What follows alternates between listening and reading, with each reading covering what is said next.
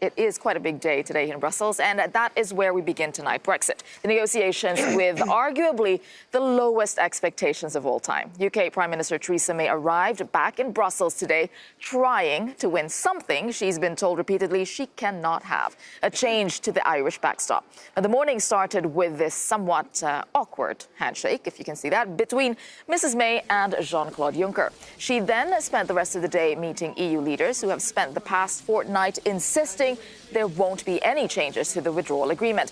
So, if Theresa May doesn't look like she's having fun, well, she probably isn't.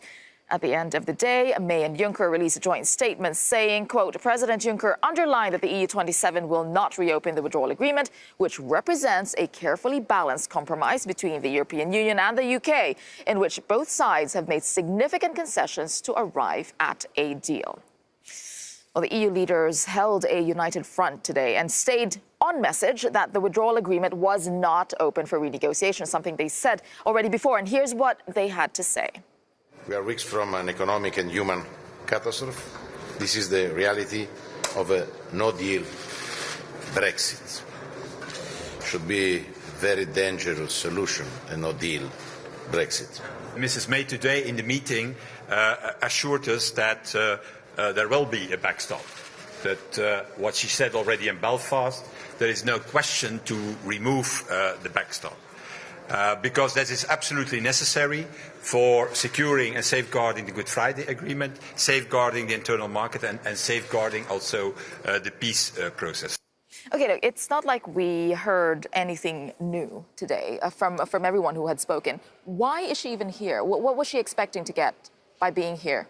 Well, I think it's about sending the message that the withdrawal deal, as it stands at the moment, isn't going to get through the British Parliament. There needs to be changes to it. Otherwise, the Prime Minister hasn't got an option to get MPs on board back home. And I think it's just to start that process after it got broken, really, with the vote in Parliament a week ago. And we heard, although that there is a possibility, Jean-Claude Juncker was suggesting to add wording to the political agreement. Is that enough, or should the EU have done a bit more just to get this through the British Parliament?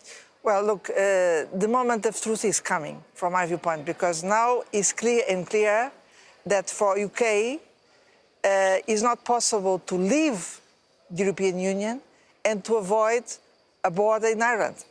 This is impossible to have the two things together. And so we need to find a way out. We saw that even the British Parliament understands that no-deal Brexit will be extremely dangerous, so nobody wants this, from the British side and from the European side. So what is left?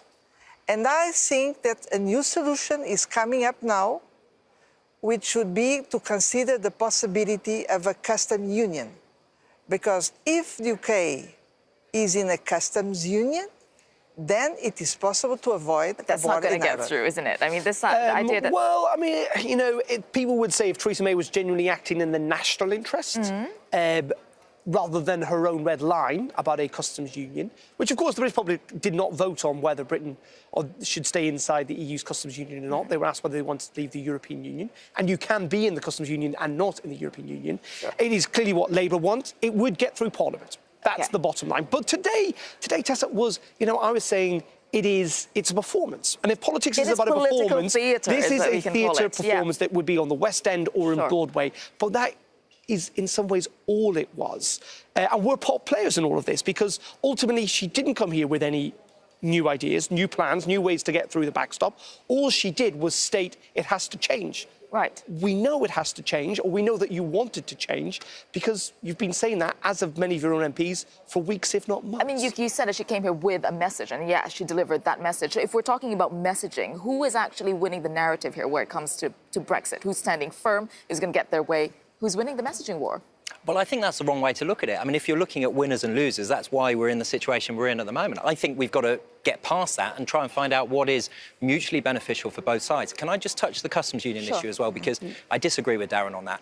What people don't realise with the customs union is that if you're in the customs union but outside the EU, you lose access to all the EU trade deals. It means for the UK an EU-only trade policy, no possibility of any trade, not only any trade deals, but even benefiting from the EU trade deals if you're outside of the EU but inside the customs union. Well, so I mean, Liam Fox hasn't made great progress thus far in trying to get the UK's only trade deals. So no, but it would get round. I mean, it wouldn't solve the Irish border issue because it's not. But it would help enormously. But the reason I brought it up, or the reason it was brought up, I think, is because it would get through. Even there are downsides, it would get through Parliament. It would get. There are enough Conservative MPs, along with opposition MPs. It would get through Parliament. It's the fear of being stuck in the customs union, which is why the backstop is stalled in Parliament. You seem to be the most optimistic here in this group that something is going to come out of this, because everyone was thinking that nothing is going to come out of this. No, really, you are optimistic that something actually could come out of this, concrete. Well, you know, the 50 days to go. The history is Europe is full of this kind of stories. Sometimes we feel that things are completely blocked. We are in a stalemate, and then all of a sudden, we understand there is another solution, which is coming, and the strong and strong arguments. Is that the strategy? Because look, we try everything. First, we saw that hard Brexit is extremely dangerous. Nobody wants this. Then the possibilities of elections are not easy to put in motion. So what is left? And that's why we need to have a serious discussion about the pros and cons of customs union, with a stronger partnership with the European Union. With the possibility to benefit from this customs union. Right. And I think also with benefits for British population, because the one thing European standards are last point. Yeah, the one thing we did learn today is that the talks are going to start again. Or continue. Well, for the first time since the withdrawal agreement was signed, on Monday, the Brexit Secretary, the UK Brexit Secretary, is going to come and talk to Michel Barnier. All right, well, now let's... everyone is getting rather hot under the collar. And this also happened yesterday because there were fiery comments from Donald Tusk. Then the fallout continues with all the reaction. Let's take a look.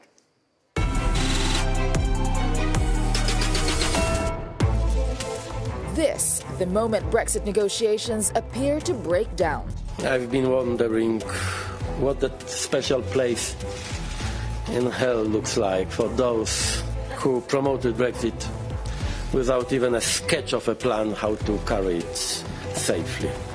The President of the European Council and the Irish Prime Minister are all smiles as they await the reaction of Brexiteers. I don't recall, sir, any president insulting members of this House, members of the government and the British people in such a way. Well, Mr. Speaker, sometimes the truth hurts, doesn't it? Across the Irish Sea, DUP leader Arlene Foster was less than impressed. I think it was deliberately provocative, I have to say. And not to be outdone, Nigel Farage also fired back at Donald Tusk. After Brexit, we will be free of unelected, arrogant bullies like you and run our own country. Sounds more like heaven to me. Back in Brussels, Guy Verhofstadt doubled down. I doubt Lucifer would welcome them, the Brexiteers, as after what they did to Britain, they would even manage to divide hell, he exclaimed. Meanwhile, Commission President Jean-Claude Juncker gave this candid assessment of the state of negotiations. I'm doing my job here. It's a hell. But not before he grabbed some headlines of his own. While meeting with the Irish Prime Minister, the pair posed with an oversized card apparently sent from a grateful Irish family to the Commission. It seems breaking up is hard to do. Well, joining us for this part of the panel is Matt Hind. He's Vice President of Fleischmann Hillard. And still with us, Dan Dalton, an MEP with the ECR Group, and Darren McCaffrey, our political editor. But first of all, all those reactions to what Donald Tusk had said yesterday, did he, the other part of it is, did he just actually say what everyone else was thinking? Maybe he was just being honest, really? Pretty much. I mean, I think it looks like this is just genuine frustration. But at the same time, he also managed to say something that united the UK. Leavers became righteously angry about it. Remainers agreed with him. And actually, the more interesting thing is, what else did he say? And Matt, you used to be a negotiator. Theresa, we were talking about Theresa May being here. What is the strategy behind Theresa May being here, if there is one? As much as anything, I think it's just showing exactly what a difficult position she is in Parliament. She lost by 230 votes. OK, she's brought it back with the Brady Amendment. It's saying to the European Union that something has to happen. Now, whether that's enough, her major issue is that she needs to construct a stable majority for an agreement. At the moment, she's gone towards the ERG and the DUP, perhaps with a few Labour leavers on that side. is that stable? It's not just for the meaningful vote, it's for the entire legislative process after that.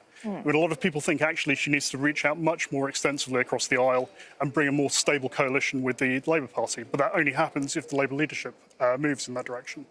And also, if she gets a lot of the concessions that she wanted from here, we were talking about the political agreement, whether wordings would actually be enough if that changed, and she can bring that back and get an agreement. Is that enough? It remains to be seen. I mean, the problem is, I think, as Matt mentioned, there are two paths to a majority. One is with the Conservative Party and the DUP, which is going to be difficult to unite the parliamentary party. The other one is to try and look across the aisle towards Labour votes. But to be honest, that is going to be immensely tricky for the Conservative Party. And you can't necessarily guarantee that the Labour Party is going to vote together either, given the fact that their leader is out of sync with a lot of their membership. No, I mean, Theresa May has repeatedly tried to go down this route of appealing to Brexiteers in the ERG group and the DUP. First of all, I mean, it's a slender, slim majority, even at the best of times. I mean, and understandably so, but she has acted in her party's interest in that case, rather than a genuinely concerted. Well, you know, deciding, for example, to have cross-party talks and then say, we'll have cross-party talks, but I'm not moving on any of the positions I currently have, is not a way to have cross-party talks. So if she really wanted a deal where she was willing to compromise, she might get a breakthrough. But at the moment, she's not willing to do that because she thinks it'll destroy the Conservative Party. Yeah. And of course, the Labour Party's position that came out last night has not proved particularly popular with a substantial part of the Labour Party. I mean, there has been quite a violent reaction to the Labour Party position around a customs union and a single market relationship. No, just to bring up a point that Darren had brought up in the past, her strategy could be just to wait till the time runs out, and then that's where you can actually get results. Is that a viable strategy for her at this point? It might work, but you're playing with fire, frankly. I mean, if no deal Brexit is as bad as everyone thinks it's going to be, that puts a lot of risk into a final decision that some of the Labour Party will split from the leadership. I mean, in the end, the Labour leadership doesn't particularly want to be associated with Brexit, as much as some of them may probably support it. They don't want to be associated with a Tory Brexit. So do you get to the stage at the end of March where can they encourage 50 or 60 Labour MPs to support the Prime Minister whilst keeping their fingerprints off the final deal? Who knows? Can I just bring up this issue, because I don't quite understand it myself, so I'm exploring it, which is that there's going to be a vote next Thursday in the UK Parliament now on the withdrawal deal. That was confirmed today by Andrea Leadsom. I mean, I think almost certainly, unless there's a miracle, in the next week, she will lose that. But the more important vote next week may well, because she promised this as well, be on no deal. Now, as whether to rule that out. It's indicative, it's not legally binding on the government. But if the UK Parliament essentially says, we are ruling out no deal, where does that then leave the negotiations? Because that trump card is kind of taken away. No, that is a good question. If they do have that vote, actually, because you say it's not legally binding, but she will call for it. All right. So we will have, will anything happen that happened here, if anything does come out of Brussels today, change the mood, the music in London, which is what we've been talking about. And joining us now from Westminster to tell us what is going on that side is your news correspondent, Tig. And right, Tig, let's start with the Labour Party and some demands, that put forward by Jeremy Corbyn to Theresa May. Yeah, a very controversial move by Jeremy Corbyn. We're told he's written a letter to Theresa May in which he sets out a shopping list of concessions, which, if filled, he says he would whip his MPs to fold in behind her withdrawal agreement. But would it actually be her withdrawal agreement? Because top of his list is that Britain stays in a customs union with the EU. And of course, that is a blood red line for Theresa May, because it's something that the hard Brexit faction of her party would never get on board with. But he also managed to absolutely infuriate a huge swathe of his backbenchers, because, of course, they know that the vast majority of that part of the Labour Party's members are calling for a second referendum. There was no mention of that in his letter to Theresa May today. And in reality, he has given no indication one way or the other as to whether he'll be pushing for that as a solution to this logjam. Tig, it's not very optimistic on this side, at least the opinion of people. What about there? Is there any cause for optimism for Theresa May over there? I can't say that there is, Tessa, because, of course, she went to Brussels today with a list of objectives that she had in the final days of the negotiations for the withdrawal agreement. It was a no then, and it's a no now, and it doesn't feel like we are any further along to a solution. Let me bring in a guest. Philip Lee is a former minister in Theresa May's cabinet who resigned last summer over the direction that she was taking with Brexit. He's now the chairman of the Right to Vote campaign. Philip, are we any closer, any farther along the road to a solution? It doesn't appear so. I don't think anything has changed. I think the last set of votes were just an exercise in displacement activity. Now, here we are. There's no change to the withdrawal agreement. Presumably that means that the colleagues who voted against the deal last time round will vote against it again, which means let's get on with having this vote. Time is of the essence here, and I would very much like to get to a solution. When it comes to it, do you see those hard Brexiteers in the European Research Group actually allowing this dreaded Irish backstop stand in the way of Brexit actually being fulfilled? I think I can't see the DUP changing its position. It's quite clear about what its position is, and I cannot see how members of the ERG can honestly say that anything has changed. If they move now, it says a lot about how they do their politics. They were against it last time round. Presumably they're going to be against it this time round. What do you make of what we heard out of Labour today and this potential to reach across the aisle to find a way out of this situation? I don't think it was anything more than had previously been stated. I mean, Keir Starmer, the Shadow Brexit Secretary, has come out and said that it doesn't rule out a second referendum. Essentially, what I think Jeremy Corbyn has done is owned a soft Brexit solution. It's now Jeremy Corbyn's soft Brexit solution. It cannot be a Conservative one, and I don't quite see how a Conservative Prime Minister can embrace that. Philip Lee, thank you very much for joining us today. You know, there is a cynical perspective in all this, that Theresa May continues to try and wind down the clock so that it ratchets up the pressure on those hard Brexiteers to fall in behind her deal.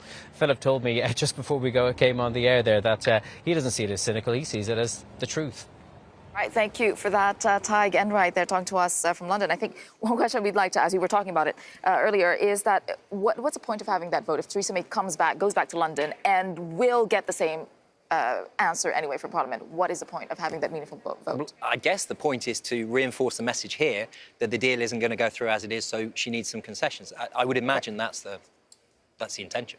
That is the intention. All right. OK. Still no change on that front. All right. A lot more coming up on Raw Politics for you. France is recalling its ambassador from Rome after claiming to be the target of the worst attacks from Italy since World War II. Plus, could school-skipping students end up swaying the European elections? Why some politicians are listening to young climate change protesters. That's coming up next.